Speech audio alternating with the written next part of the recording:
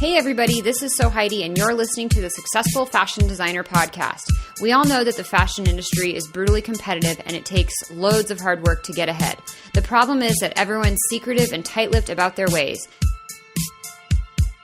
After working as a designer and educator for over a decade, I wanted to help break down those barriers and bring you valuable knowledge from industry experts, and this show is exactly where you'll find that. Whether you're trying to break into the fashion world, make yourself more marketable, launch your own label, or become a successful freelancer, we'll help you get ahead in the cutthroat fashion industry. This is episode 24 of the Successful Fashion Designer Podcast, and today I'm chatting with Solomon Eversole, Visual Merchandising Director for AG Jeans. This is part 2 of 2 of my interview with Solomon, and if you missed part 1 about the creative process, you can listen to that first at SFD024.com/23. In this second part, Solomon and I talk about the crippling fear we often face as creatives, whether it's when presenting our ideas in a meeting or before we even start designing. It's easy to let fear and panic take over and ruin what should be a fun process. My favorite part of the conversation is when Solomon shares a simple reframe to trick your brain out of fear. There's a very subtle difference between fear and curiosity. So fear is, oh my God, what's on the other side of the box? And curiosity is, I wonder what's on the other side of the box. Before we jump into the interview, I have a quick update to share and a favor to ask. First, the update. A lovely listener named Naomi sent me an email and asked why I had changed the way I was putting the podcast up on YouTube. I initially was putting the entire hour-long or so episode up on YouTube, and I changed it to just have an introduction and then link you through to the website for a full episode. She didn't like this because she really liked to listen to the podcast thoroughly, episode after episode, all on YouTube. So she wrote to tell me about this. I immediately wrote back and let her know I would change back to posting the whole episode on YouTube. The reason I share that with you is because I love getting feedback from you, whether it's constructive feedback, critical feedback, or just compliments. I love hearing from you, and I don't know the way I'm doing things is the right way, is the way that you want them to be done if I don't hear from you. My inbox is always open. Send me an email to podcast@successfulfashiondesigner.com with any feedback, constructive, critical, or otherwise, and I love hearing from you guys. If you have guests that you want me to get on the show, send me those. If you have ideas or changes or anything that you'd like to see, please send me your feedback. I can't do this all alone. I really need to hear from you guys and have you let me know what you guys want, what you like, what you don't like. It really makes the show better for everybody. Now on to the favor. I ask you guys this every episode, and here I am again. If you enjoy the podcast, the best way you can say thank you and give back is by subscribing and reviewing on iTunes. It only takes 60 seconds, but this small effort really helps the show grow and get discovered by more listeners. Visit sfdnetwork.com/subscribe to do that now, and I'd really appreciate it. To access the show notes for today's episode with Solomon, visit sfdnetwork.com/24. Now, on to the interview with Solomon. There's a selfishness in the craft, but creativity, for me, in the end, has to be selfless. I have to be willing to take it out of the suitcase and let other people experience it. Whether they're going to like it or not, that's none of my business. But there has to be this selfless aspect to it. Otherwise it's just, I'm just a Midwestern housewife doing macrame in her basement. Okay. So No. No. And no judgment on that. No. I love being Midwestern housewife doing macrame in her basement. Those women are awesome. Okay, so this leads so perfectly into 2 things that I wanted to talk about. One is and this is something you and I have talked about before, but the process of showing that to other people, and that could be, taking a song that you wrote and playing it for your friends when they come over for dinner, right? Something as simple as that, which can be a very scary moment. Or it could be, to pull it back to a more career-driven thing, what you've worked on at your desk and then presenting that to your boss, or maybe presenting that to the whole team in a meeting. Like, that's a very scary moment for a lot of people, taking this creative process. And you made the comment that, I can't care about what they think, or I don't know exactly what you said. But whether they like it or not is up to them. It doesn't matter to me, or what'd you say? Yes, none of my business. None of your business. But sometimes it does have to be your business, in a professional sense. And so, can you talk a little bit about the process of the fear process that all of us go through when it comes time to maybe taking that from a craft to art, to sharing that with other people, to presenting that to other people, and how you kind of deal with some of those emotions? Well, so from a business perspective, I actually think it's even more imperative that what they think is none of my business. Oh. That doesn't mean it doesn't inform what I do for them next. But if I put in all of my effort, if I put in my best idea, so one of the things that I have stopped doing, I used to do this all the time. I would pitch 3 ways, right? So I would pitch you what I thought you wanted, I would pitch you what I wanted, and then I would pitch you something that I didn't want at all, but I knew would work anyway.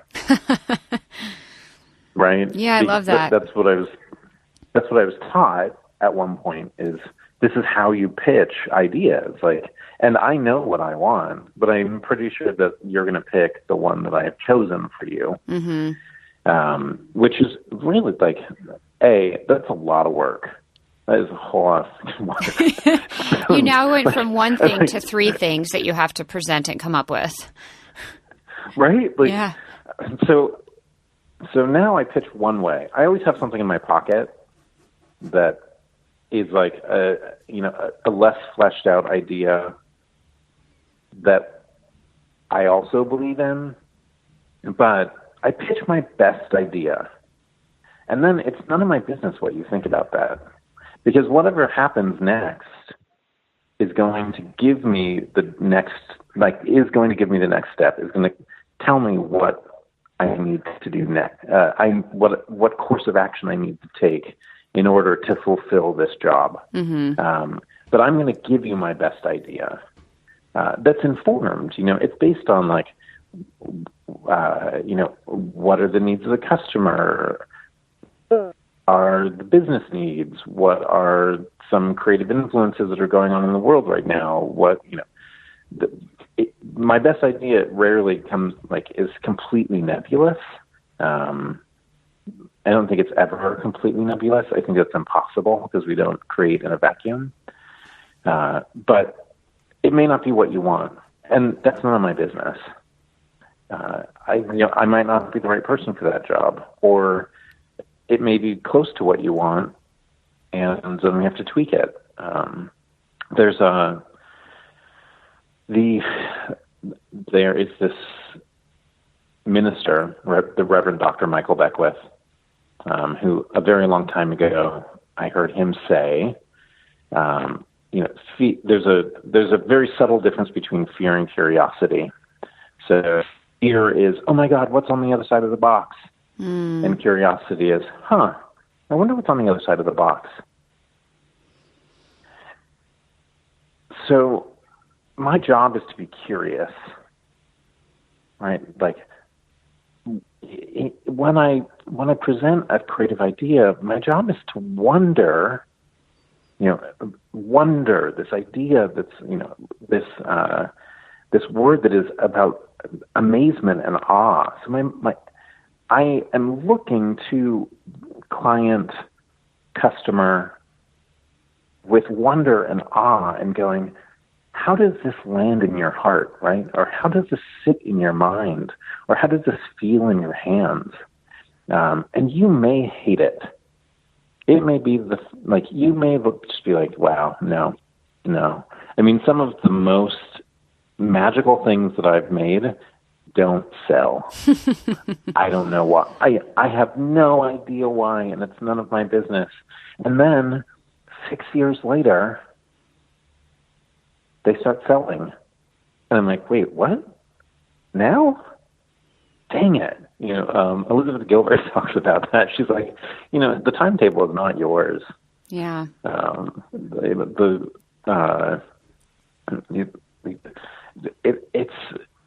She talks about this story that she pretty much threw away and she wrote off, and then it was published, and she's like, wait, what? Now?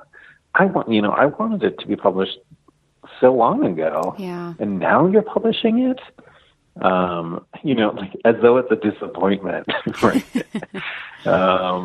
Even Noguchi said that there are these things that we make for ourselves, that they're so good and they're so magical that we hold them dear and we keep them. Because we don't want to subject it to the slings and arrows of somebody else's judgment. It's precious to us. It's just gem of an idea. And then maybe we'll reproduce it and then share it with the world. But we keep that gem. And so I don't know. I am afraid all the time. I'm in the process of redeveloping my collection that's under my name, which makes it very different because there's this illusion that it's mine. And so, I'm strong-arming things that I shouldn't be strong-arming. I'm being over-specific about measurements that don't matter. In the end, they don't matter. It's a unisex line and there's kids. And, everybody buys their children's clothing oversized anyway, so their kids grow into it. So if there's little fit problems, who the heck cares? Because now the need is to get it done.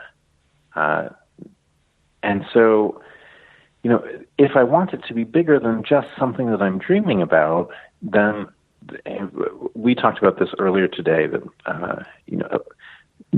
that fear can be personified. It can be this person that you talk to, that you say, you're free to come along for this ride. Just, you can't sit in the front seat and you can't control the music and you must relinquish the map. Mm-hmm. And that's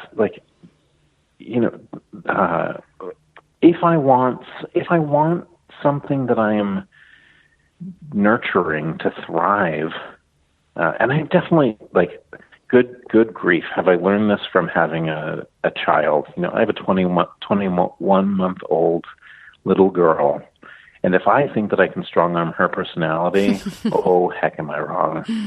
My job is to nurture and to care for and to guide, but she's going to manifest into whatever she wants to be. It's none of my business how she ends up expressing herself. And I can only help her do it in more constructive ways. And I definitely, and the crazy thing is to be afraid that I'm going to do it wrong. Because that's fearing something that doesn't exist. It's being afraid of what's on the other side of the box instead of curious. Yeah. What if I passively speak some French to her? Maybe that will, change the way that, and then suddenly she's going, she's in the back seat while I'm on the speakerphone and she goes, pourquoi? I'm like, what? That's what a eureka moment. I had no idea that it would turn out that way. And I don't even know if it was my influence. Maybe she's learned French at school, or maybe she's learned it from her mother, or maybe she's learned it from some French lady that she heard for 20 seconds who said pourquoi in an elevated way while she was walking down the street. Yeah. I don't know. Yeah. None of my business. I love the reframe of fear to curiosity, and I think that that's so relevant in so many positions that we are put in life, whether it's our personal life or our business and career life. I had a friend just this past weekend. I got up on stage in front of 500 people for a thing, and I definitely was fearful. But she told me to replace the fear with excitement. It's the same chemicals in your brain. So you tell yourself you're excited, you're not afraid. You're curious, you're not afraid. And some of those little tricks, I think, can just make us feel so much better. So you're excited for what's on the other side. You're curious about what's on the other side, instead of this constant panic of fear, which, like you said, as Elizabeth Gilbert said in her big magic book, we clearly are referencing that many times. We're not affiliates. We are not affiliates. But, the fear will always be there. You just have to make it sit in the back seat and don't let it control the map or the radio. But also not just pushing it in the back seat, but reframing it as something else is a great trick. Yeah. So Meisner says action equals emotion, right? So Meisner, celebrated acting teacher, he had these ways of getting actors to get to a place that was authentic. And so, some people call it act as if, but and the emphasis being on the act as if, right? So behavior actually influences our emotional state. So one of the exercises that he used is he's like, okay, so walk down a street on a sunny day, slowly quicken your pace and start glancing backward. And by the end of the block, you will be terrified as though somebody's following you. I'm feeling panicked already. Right? Because your body, and I theorize that what it is actually is that, feelings are a manifestation of a real or imagined external influence. So my body reacts to something that that's actually there, somebody chasing me, or imagined that's there, imaginary somebody that's chasing me. Mm-hmm. And so I can be terrified all by myself or in an actual situation. And so, my job is to,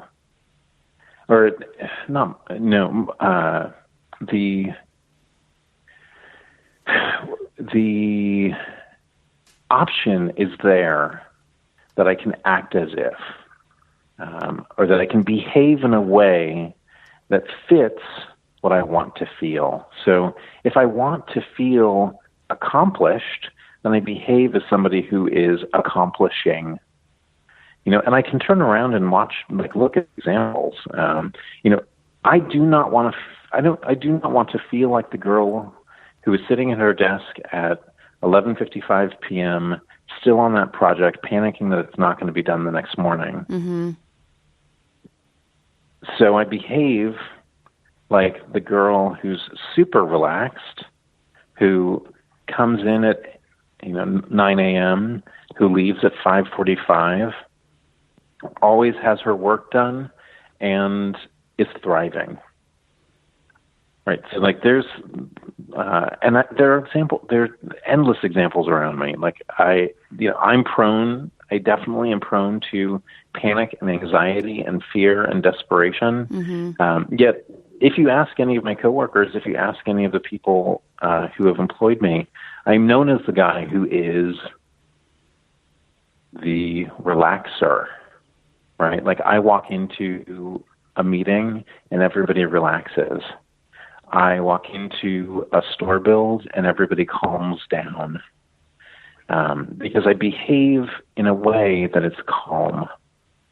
I behave in a way that is centered and that feels accomplished. And then typically that manifests to I'm more planful. Things get done early and not late. And everybody has a magical experience and is grateful that we all showed up for the job. Yeah. as as opposed to being the sweaty palm terror-stricken guy who's like, oh my God, no, this is not going to work. We're all going to fail. Yeah. This is going to blow up in some fiery Hindenburg of a project. Yeah, fear. I heard this study by Sean Acor, who is he studies happiness, and one of the examples similar to what you referenced in terms of like walking down the street, you keep walking faster, you look around, is someone following me? That behavior can not only manifest in yourself, but it gets, as you've said, I believe I interpreted from what you said correctly, is it can become contagious to the other people in the room. So you now act calm and collected, you walk into the room and everybody gets calm and collected and relaxed. And there was this study they did where 3 people are waiting at an airline terminal, and one of the people starts tapping their foot anxiously and checking their watch, like, when are we going to take off? When are we going to take off? When are we going to take off? And within like a minute or two, something very short, the other 2 people are tapping their foot anxiously, checking their watch or their phone every 20 seconds. When are we going to take off? And so these act as if moments in our life and how we carry ourselves can not only benefit or harm us, but then they can be contagious to the people around us. And that can have like a bigger positive or really negative effect within our workplace, within our families, within our social circles. So I'm glad you brought that example up. And I think it's a good reminder to act as if you think about the result that you want and how you want to go through this process, and act as if that is what's happening. And that will be beneficial for you and all the people around you. Yeah. Yeah. Thank you for that. mean, I definitely, I have been brought up in the professional world by very generous people who took their time, who were careful, who were honest, who were open, who were very transparent in how their own creative process worked.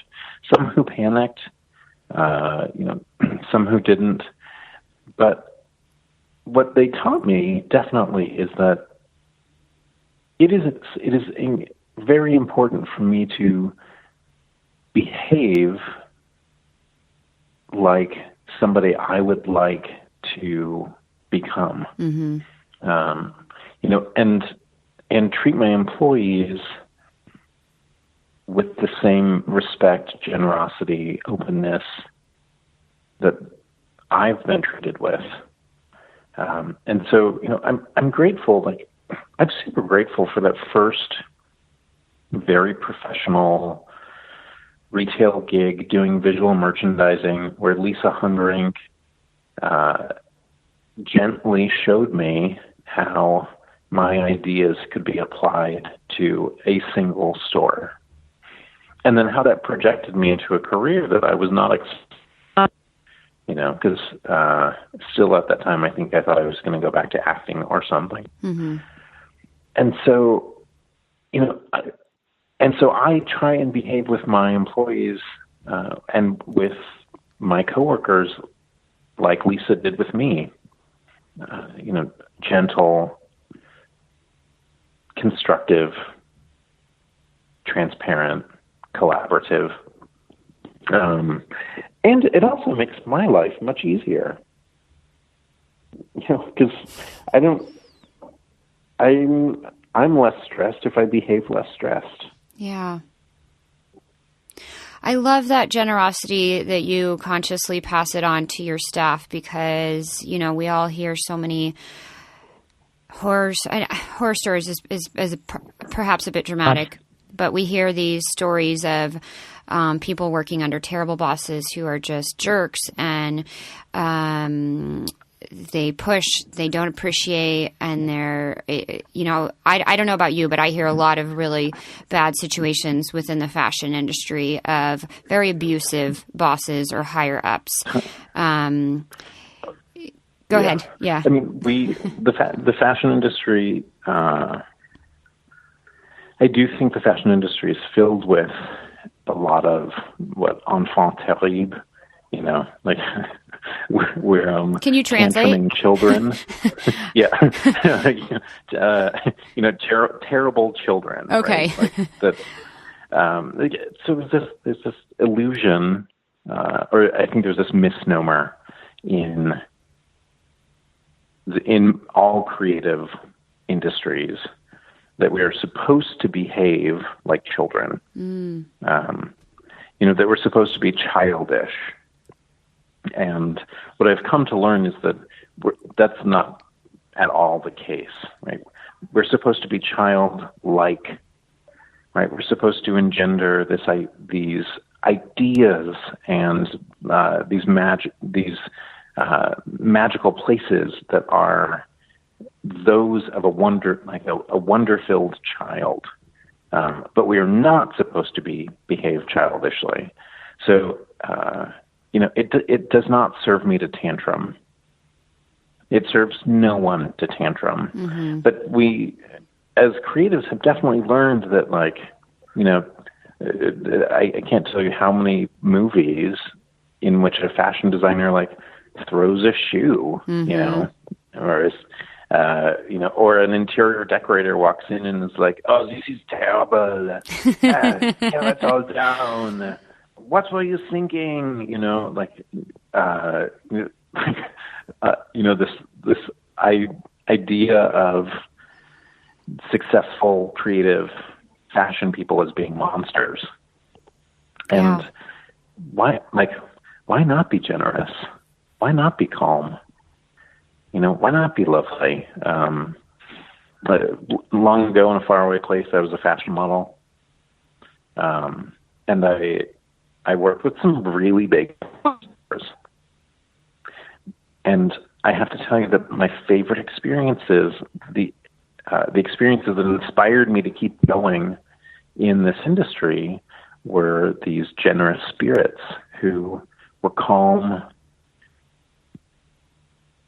took your photo, suggested that you move in a slightly different direction or slightly place your weight differently or, slightly lower your chin or lift your eyes. And the quality of their photograph was stunning. The ones that tantrumed, and I've definitely worked with photographers who tantrumed, the quality of the work was fine. There were typically a lot of people behind them who had to clean up for the tantrum. And then there would be people like me who didn't want to have to work there anymore. Yeah. And so, it limited their talent pool, and it meant that they had to have a much bigger support staff. And so, let's be calm,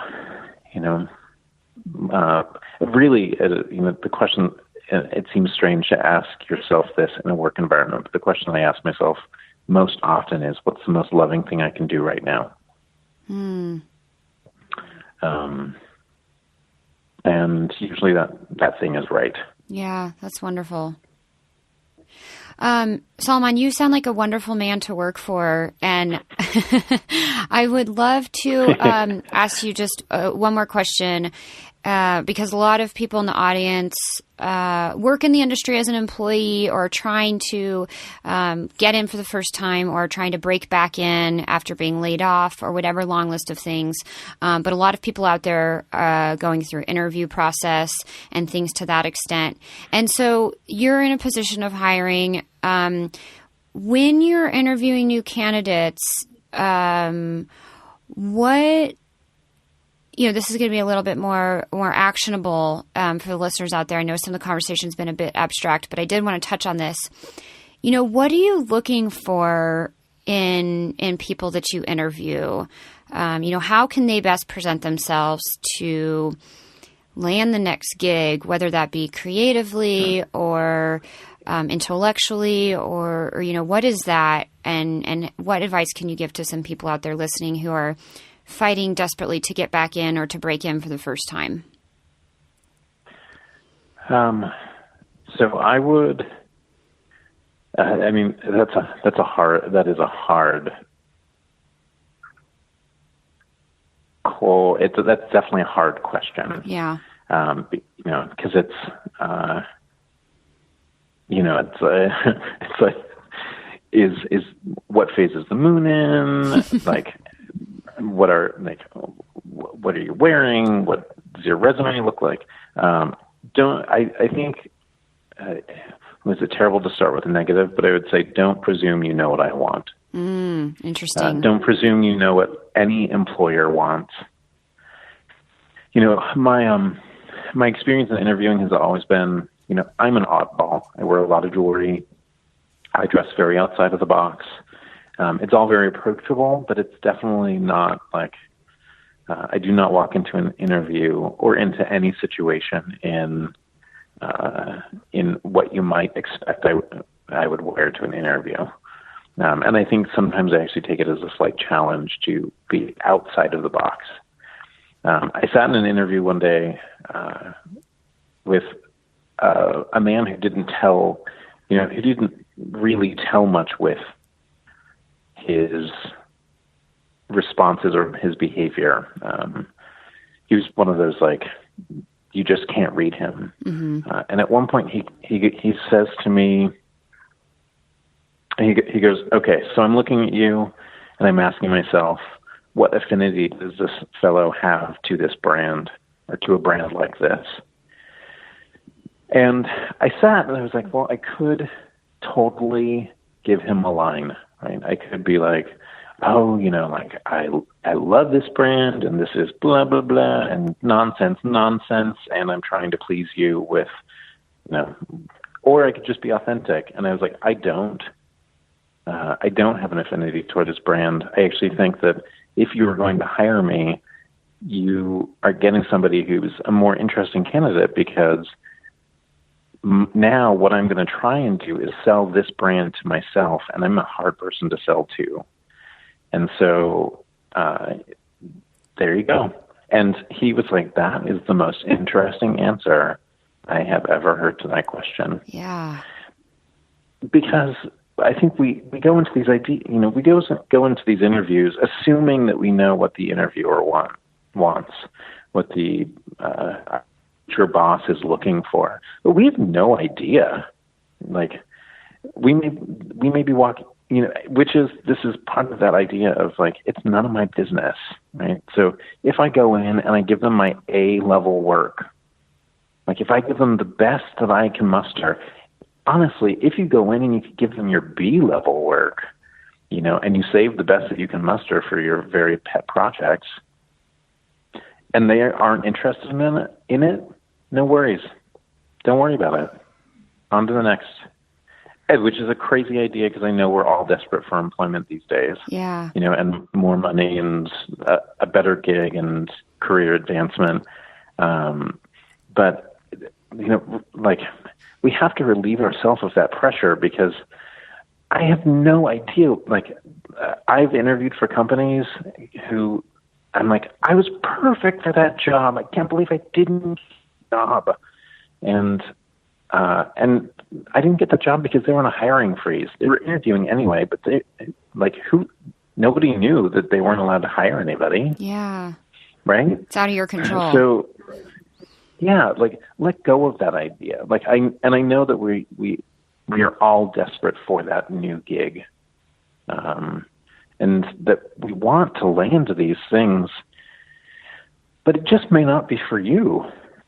And for no other reason than it's just not for you, which has nothing to do with you. Yeah. Recently I had this experience, because I still do some freelance work on the side, and there was this gig that I freaking wanted. I was like, I want this so hard. This is going to be so good. My ideas are so awesome. It's going to be so elevated. And I didn't get it. And then I was like, well, I'm never going to get anything with that company again, because I didn't get that gig.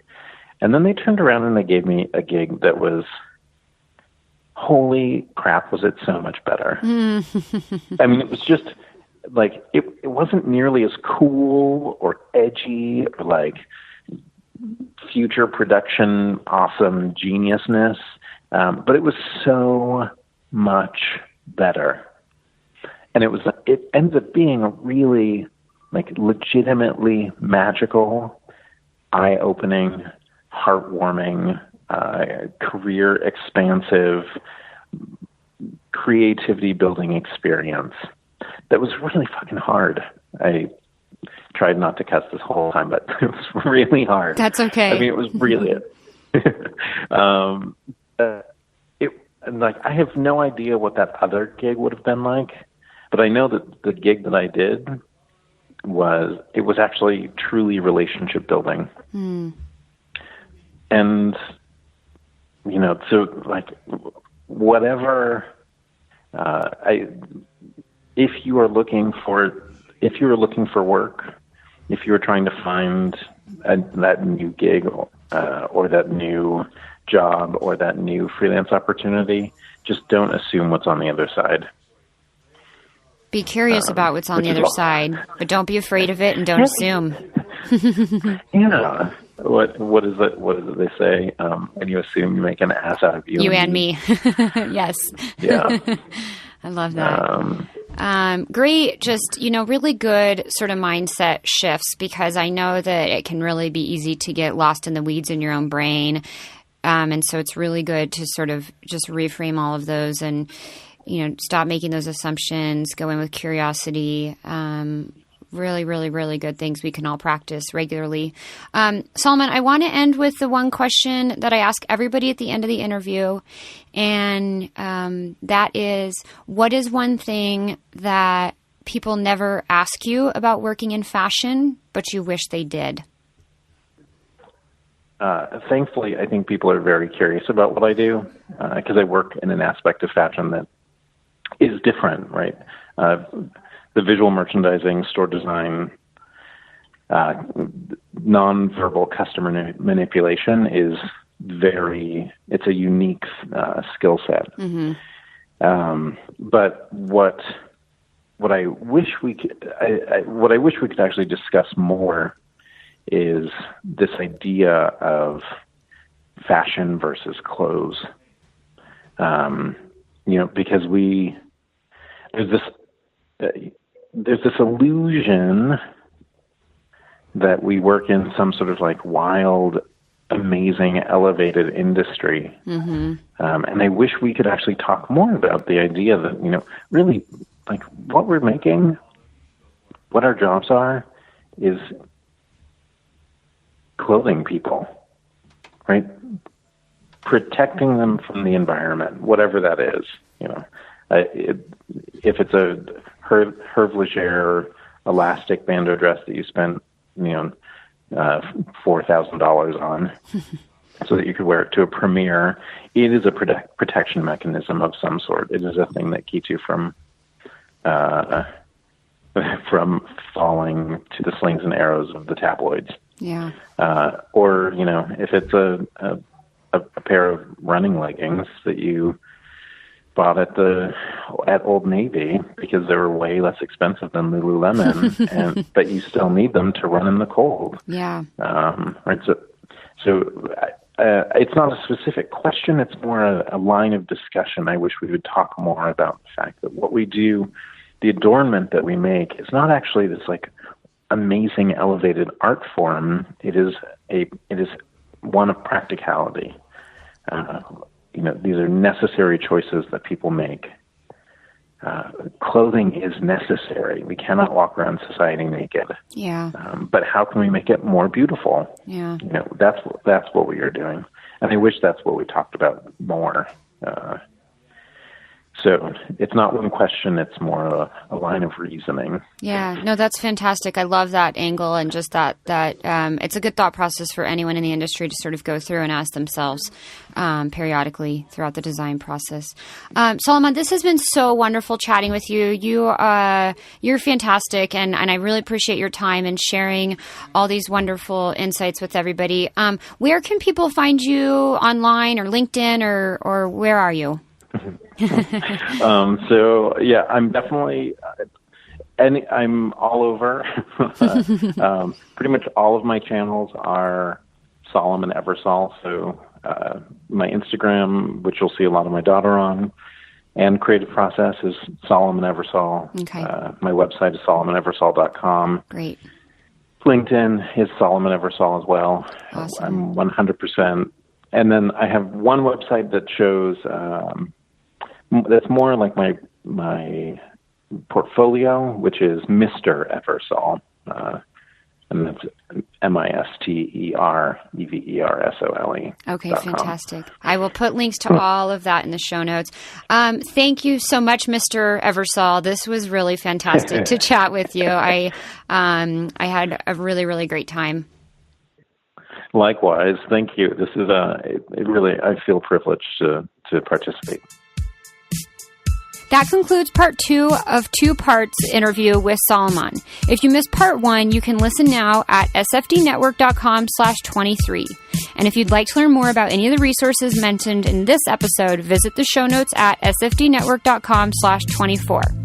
And since you made it this far, you must have liked the episode. Did you know that the best way you can say thank you and give back is by subscribing and reviewing the show on iTunes?